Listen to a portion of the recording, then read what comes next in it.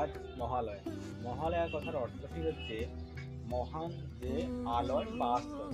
এই আশ্রয় বলতে দেবী দুর্গাকে বোঝানো হয়েছে। বিশ্বাস করা হয় আজকের দিনেই দেবী দুর্গা মর্ত্যলোকের জন্য আগমন হয়েছিলেন। মহালয়ার মূল ভাবনাটি আসে দেবী মাহাত্ম্যম থেকে। এটি মর্কটীয় পুরাণের একটি অংশ, যেখানে দেবী দুর্গা এবং অসুর রাজা মহিষাসুরের যুদ্ধের কাহিনী বর্ণিত আছে। জানেন কি, এই যে ভোর ভোর মহালয়া শোনার রীতিটি, এই রীতিটি কবে থেকে আসে, কবে থেকে শুরু হয় এই ভোর ভোর মহালয়া শোনার রীতিটি?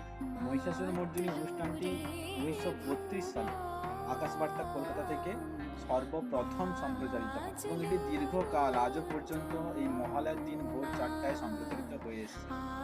কুমার এবং বীরেন্দ্র কৃষ্ণ ভদ্রের হাত ধরে সৃষ্টি হয় এই মহিষাসুর মর্দিনী অনুষ্ঠান।